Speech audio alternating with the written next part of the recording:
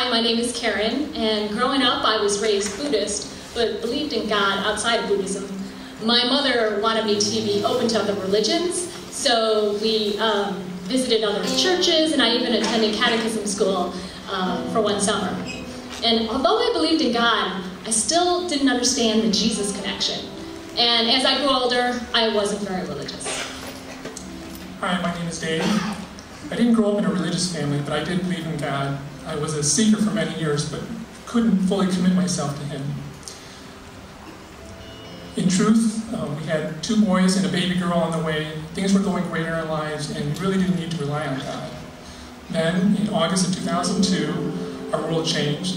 Our son, 2.5-year-old Tyler, was diagnosed with neuroblastoma cancer. He had a tumor in his abdomen, and the cancer had spread throughout his body to his bone marrow. The doctors gave him less than 30% chance of survival. After Tyler completed 4 rounds of chemo, the surgeon then told us that there'd be 95% odds that Tyler would lose one of his kidneys when they tried to remove his tumor. And that really concerned us because we felt that he needed both of his kidneys in order to handle the additional chemotherapy and 3 stem cell transplants that were to follow.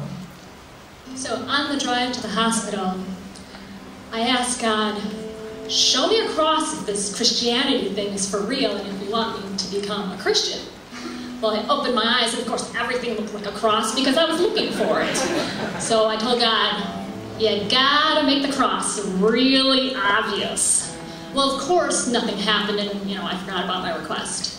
And so while Tyler was in surgery, I was praying in the waiting room, and I looked up, and there in the sky was a giant, perfect cross. And stunned and somewhat skeptical, I elbowed Dave and I asked him what he saw. And he confirmed it, and just a sense of calm overcame me. And I somehow knew that Tyler's kidney had been miraculously saved. God was telling me to embrace Christianity. So we started attending Willow, and we joined a couples Bible study group who were instrumental in our accepting Christ in our hearts. And through the ups and downs of Tyler's treatments, we turned to Jesus for comfort and strength. And we saw several miracles throughout Tyler's battle. But in November 2004, Tyler's cancer relapsed everywhere.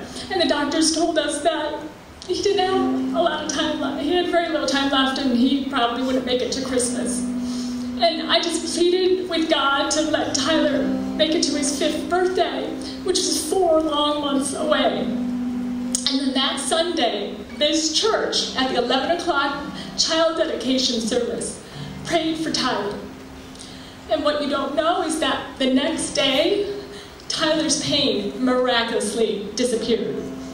And I could visibly see improvements in his eye. And the doctors said that the tumor in his eye had strangely disappeared, but the cancer in other areas remained the same. And I think that was just God's way of granting my extension, but letting us know He had other plans for Tyler. And so amazingly, Tyler did celebrate his 5th birthday that February. But in April of 2005, he went to be with the Lord in heaven. And God showed us many times that He was with us during Tyler's treatments. And although we were trying to save Tyler from cancer, Tyler ended up saving our family instead by bringing us to Christ. And I saw God's plans continue when Highland Park High School raised $163,000 for neuroblastoma. And then Tyler's friends created a preschool playground in his name. God's plans are greater than our own. And God blessed our family with our 4th child when I was almost 43 years old. God's plans are great, and Jesus continues to give us comfort and strength. Dave and I wanted to be baptized together to publicly express our love and commitment to Jesus. And we were thrilled when our oldest son, Ryan, wanted to be baptized as well, so the 3 of us got baptized together last summer. And as we looked out at the crowd when we were being baptized, it just meant so much to us that our Bible study group family and friends were there to support us and witness it. And I gotta say, it was one of the most joyous days of my life. Even better than when my children were born, because it was without the pain. But, I felt renewed in my commitment to Jesus, in my marriage, in my family, everything. And now, I listen for God's promptings to serve His will, and I look forward to seeing the other ripples of Tyler's life as God's plan continues. As a parent, when you face losing your child, you know that you would give your life for your child because you love them so much. And then I realized that's how much Jesus loved us, because that's exactly what He did for all of us. Our favorite Bible verse was Jeremiah 29:11. For I know the plans I have for you, declares the Lord, plans to prosper you and not to harm you, plans to give you hope in a future. And while Tyler's life here on earth was only for 5 years, we know that God's plans are from an eternal perspective, and that we'll all be together again one day. Tyler was a gift to us from God, and I know that having gone through this with Karen, this was the only way that both of us would have come to Christ together. Today, my faith in Him is as strong as ever. I want to be baptized, to be obedient to Him, and to trust in Him wherever He may lead us. Hi, my name is Ryan. I was 4 years old when my younger brother Tyler was diagnosed with neuroblastoma cancer.